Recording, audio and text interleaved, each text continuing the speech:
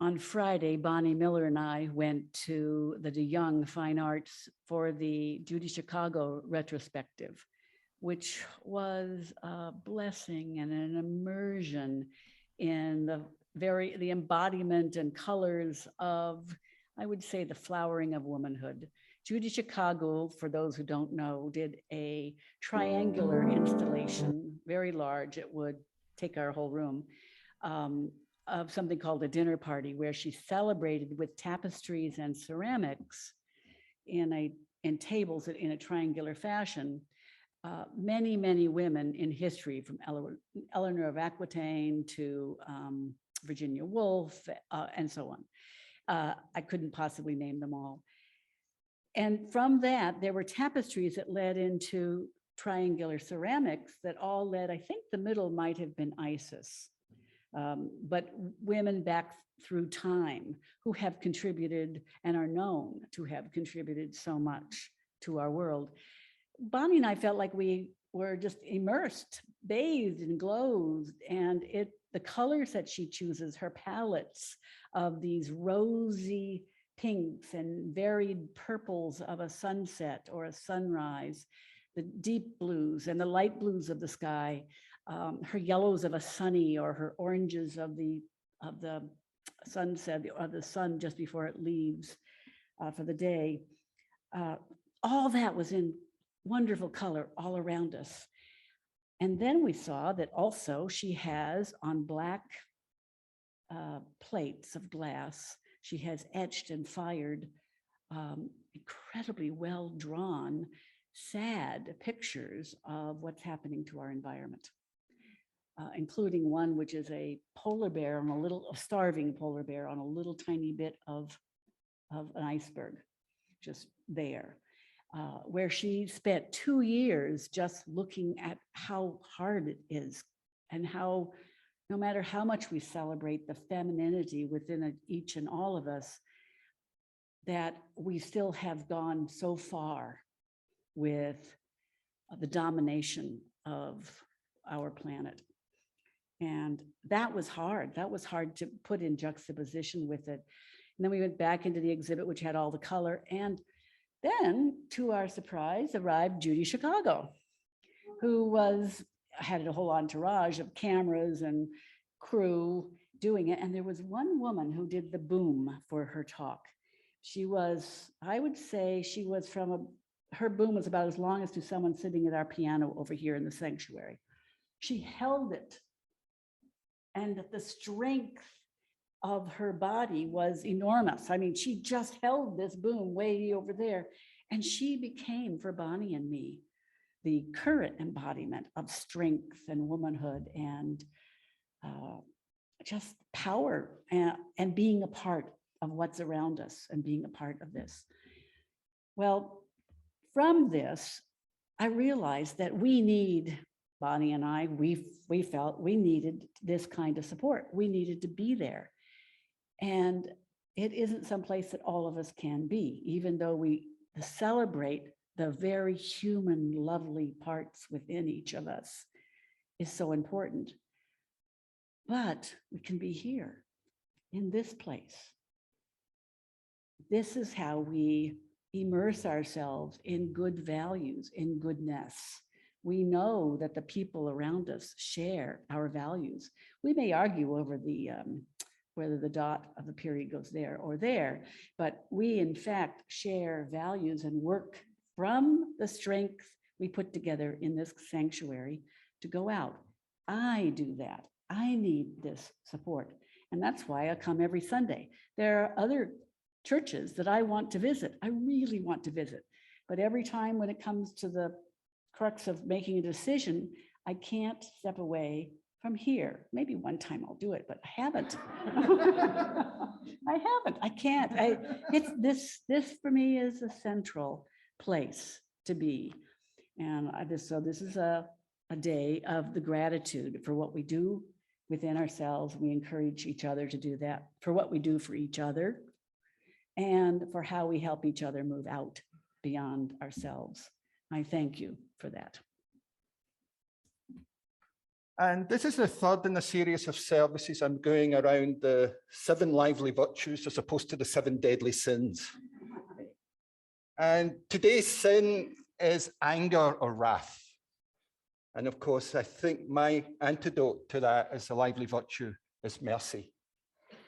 But let's talk about anger a bit, because as a man from the west of Scotland, anger was one of the few emotions I was allowed to express. And I suspect many men in many cultures feel the same way, that, you know, it was okay to be angry. Any other emotions was just a little bit dubious. And boy, there's a lot to be angry about today. You look around the world, you look at the pandemic that's continuing on, you look at the wars, the tragedy in Afghanistan, the hardship and hunger and struggles that people throughout the world are living. And as we heard from Karen today about people in our own neighborhoods whose homes are not places of safety. And when I get angry, you know, my immediate response is revenge, vengeance. I want to punish someone for doing that. And that's a natural tendency, and we honor that, and perhaps sometimes it's appropriate. And sometimes we get confused with this idea of revenge and vengeance as justice. I think mercy at its very best can actually taper that to push us towards some different directions. And that's really what I want to talk about today, both for us as individuals, but also as a community and as a country. So last week, some of you may know this, I'm actually looking for a larger apartment. I'm in a 1-bedroom now, and my daughter and partner, Natalie and Isla, are moving here, so I'm looking for a bigger apartment. I went to see this apartment close by, and the people arrived and they weren't wearing masks, and I was wearing a mask. She said, "Oh, please take your mask off." She said, I said, "Oh, it's okay. I'm fully vaccinated, but I prefer to wear a mask." She said, "Oh, well, we're not vaccinated, and we believe God is going to protect us." I don't know if they knew I was a minister or not, but I'm like, I'm wearing my mask and I'm vaccinated. And I realized I had so much judgment about that couple around that. You know, I kind of decided I didn't care how good the apartment was. They could have given it to me for free, and I was not going to accept it. I had so much judgment around that. And I think we're all struggling with that right now. You know, we're divided politically, Republicans and Democrats. We're polite, you know, we're divided, mask wearers, non-mask wearers. We're divided, vaccinated and unvaccinated. And there's so much division there. And I know I'm coming at these things with a lot of judgment. And I ask each of you to think about that. Where have you noticed your judgment? Because, you know, 20 months into this pandemic, I'm not really at my best. So I really thought, what would be the counter to that judgment from anger? And I think it is mercy. Can we see people who annoy us? Can we see people who do disagree with us? Can we see people who perhaps even threaten us? Can we approach them with mercy? Mercy from the sense of compassion, kindness, and understanding, as opposed to judgment. And I don't for a minute pretend this is easy. But I think what we really need to do is find that way of not becoming reactive emotionally, but responding from a place of calmness, a place of understanding. And that's what I hope we seek to do. Well, I thought, what better way than start a sermon in mercy than quote William Shakespeare? I'm getting really formal and serious on you there. I've been your minister for a year now. I think I can get serious. And in his play, Merchant of Venice, Portia is pleading for the life of her lover's friend Antonio and asks Shylock, the merchant, you know, to save Antonio's life because Antonio had promised him a pound of flesh. Most of you probably know the story. And Shylock asks, "And what compulsion must I show mercy?" And Portia says these famous words, "The quality of mercy is not strained. It droppeth as the gentle rain from heaven upon the place beneath. It is twice blessed. It blesses him that gives and him that takes. It is mightiest in the mightiest. It becomes the throned monarch better than his crown. His scepter shows the force of temporal power, the attribute to awe and majesty. Wherein doth sit the dread and fear of kings, but mercy is above the sceptred sway. It is enthroned in the hearts of kings, is an attribute of God himself, and the earthly power doth then show like as gods, when mercy seasons justice. When mercy seasons justice. Those are the words of William Shakespeare. Now, I would love to have experienced some mercy in my high school when I was growing up, but we studied 13 Shakespeare plays in my course in my high school, so that scared me off Shakespeare. So I didn't really experience much mercy in that sense. But I love what William Shakespeare is saying there about kings, like mercy for those of us who have the most power, for those of us who have the most privilege, for those of us who have more access to life. Then it's on us to be more merciful. Those of us with power are called to be more merciful. And there's a fabulous story about this young jester who's, the jester was always kind of poking the king and trying to call truth to power and pointing out the king's failings. And one king really got fed up with him and said, "I've sentenced you to death." And the young jester said, "No, please show me mercy. Please show me mercy." And the king says, "No, I'm sentencing you to death. Well, one thing you can do to show me mercy, let me choose how I die." And the king says, "That sounds fair." And the jester says, "I'd like to die of old age." Mercy pushed to an extreme. Is that justice or mercy? But mercy is that showing respect, compassion, and kindness to those, even those who have wronged us. So it's a challenge, can we show compassion? Can we see the humanity of those who have wronged us? That's ultimately what mercy is. Not just see the wrong, not let them be defined by the wrong they did us or the disagreement we have, but really defined by seeing their humanity despite the differences. And I loved that piece that the choir did, talking about the big lighthouse being God's mercy, but the lower lights are the mercy we provide. And I actually sometimes think God gets away a little bit easy with the idea of mercy, because if you look at this, if you really look at God as the creator, you look at nature, there's not a lot of mercy in nature. You look at predators where they go for the weak, the ill, the old, the youngest. There's not a lot of mercy in nature. I think this idea of mercy being an attribute of God, I struggle with, to be honest. But I know mercy is a choice that we human beings can choose. And that's why I invite you to think of what choice can you make that is more merciful? And human beings, I'm not naive, are capable of great wrong as well as great mercy. We heard from Karen, there's a dark, brutal side to humanity where people are not merciful to their loved ones, to their own family, to their children. And that is tragic. And that's why as a society, we need to bring mercy into it. There's sometimes in situations like we talk about with Cora, it's right to be angry when someone abuses people like that. Anger is a natural thing.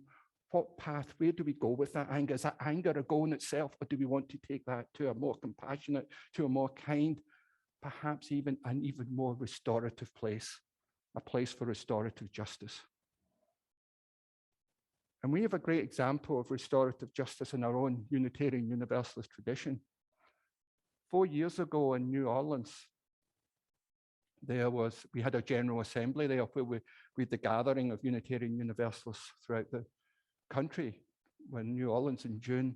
And I was there, and I know some of you were probably there as well. And there was a tragedy that happened that Saturday night. 2 members of our Unitarian Universalist staff were badly attacked and beaten in the French Quarter of New Orleans. Brutally beaten. I saw some of the video of it. One of them was in hospital for almost 3 months. The other was released after a couple of weeks. They both survived. And I felt angry at it. And it was really ironic because that Saturday night was the Ware lecture. And Brian Stevenson, who some of you may know, was speaking there, who wrote the book, Just Mercy. And there was a movie about it. And he does a lot of work in death row, with death row inmates trying to free people who were wrongly convicted onto death row. And he spoke probably one of the best speeches I've ever heard in my life that night. And it's, my daughter even got the book signed by him, Brian Stevenson, Just Mercy. And then the next day, we heard about this tragedy that happened to two of our colleagues. So what does mercy look like there? Sadly, the youth and a lot of the people who attacked it was a gang of youths. They were African American. So there was a racial tension there as well. The victims were white. That was kind of the typical dynamic that's happened so often in this country where we set up black against white. Can we show mercy?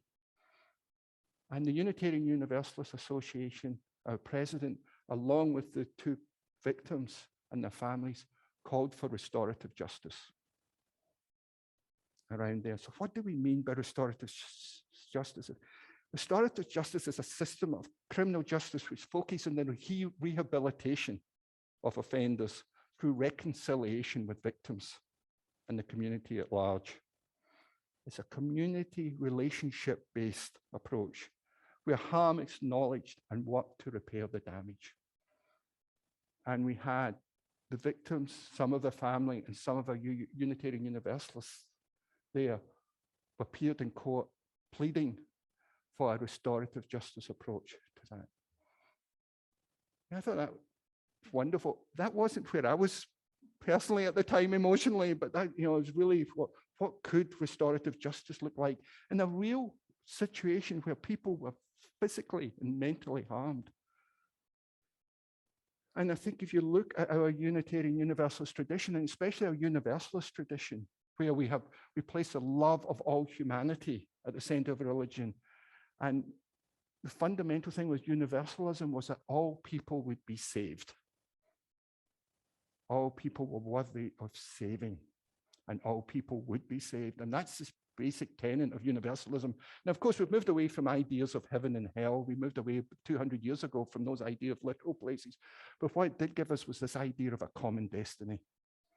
The common destiny that we will all end up in the same place. And consequently, in the 19th century, the Universalists were very much at the forefront of changing prisons from places of punishment, from places to rehabilitation. So our very theology, at the very core, is this work that's been part of our tradition for the last 200 years. So that's where mercy comes in. Mercy comes in the place of how we want to interact with each other as individuals, but also how do we want to act as a community and as a country towards this. Now, there's no question there's people that maybe are beyond that, but we don't even have a system that tries to rehabilitate people. And that's what we're called to do. And Cesar Chavez, the great Californian farm laboring unionist, said, history will judge societies and governments and their institutions not by how big they are or how well they serve the rich and powerful, but by how effectively we respond to the needs of the poor and the helpless. It's possible to become discouraged about injustice. We see it everywhere. But God did not promise us that the world would be humane and just. He gives us the gift of life and allows us to choose the way we will use our limited time on earth. It is an awesome opportunity. Those are the words of Cesar Chavez.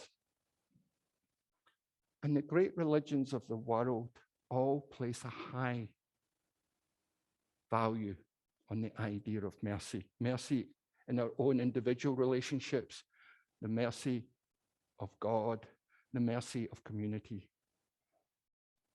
You look at the Christian scriptures where the story of the Good Samaritan, and I won't repeat it, but the original idea was the question that Jesus replied to the story of the parable of the Good Samaritan was, who is my neighbor? And he tells the story and asks the lawyer who asked him the question, which one of these is the neighbor? And the lawyer says, it's the one who showed him mercy, the Samaritan who took care of the person who'd been attacked and robbed. And one of my favorite passages from the Hebrew scriptures, it's Micah 6:8 says, and what does the Lord require of you? To do justice, to love mercy, and to walk humbly with your God. That was in reply to a question like, how should Jews worship? It wasn't about sacrifices. It wasn't about, ritual. It was about what to do. Do justice, not talk about justice. To love mercy and to walk humbly with, and it says, with your God. It's not with God. Walk humbly with your God. If ever there was a Unitarian Universalist statement, it was that 2,800 years ago in Micah, in the Hebrew scriptures. So you see this call in all these different traditions. But then mercy can be seen as this kind of weak or naive or hopeless attribute. But you look at the great people in the world, you think of the people in your own life who show compassion above and beyond. You look at the people in this community, we have joys and concerns because as a community, we want to be compassionate and kind and considerate to those in our community that are hurting right now. We are a community of mercy. And that's a great thing. Because mercy has the same positive, life-affirming goal as justice. And it lies in the same scale of justice, but a merciful stand is a growing edge. It's pushing justice in a different direction, not justice from a place of punishment and vengeance, but justice to a place of rehabilitation, to a reconnection of these people into society, those people who have perpetrated violence. Because communities, we need to bring more life-affirming, life-enhancing, and life rehabilitation to our world. We heard Jeanne talking about that polar bear on the iceberg. We need to show mercy to the planet. I mentioned earlier that nature is not merciful, but we are capable of compassion. We're capable of mercy towards the planet. And that's what calls me to my environmental work. And I know many in this congregation do likewise. The Unitarian minister, Reverend Gretchen Haley, says, what our faith asks of us, what our faith imagines of us is right at that moment when our hearts break. We'll find a way to see through that heartbreak. We will stay put, not close off, not run away, not hurt back, but keep on being in relationship, doing what we can to repair the world and each other. Those are the words of Unitarian Universalist Minister Gretchen Haley. And I think that's what we did in New Orleans when the Unitarian Universalist Association took that stand. And what difference did it make? It was a nice gesture.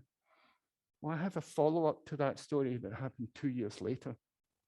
My previous congregation, Wildflower Church in Austin, Texas, was very involved in the anti-racist work.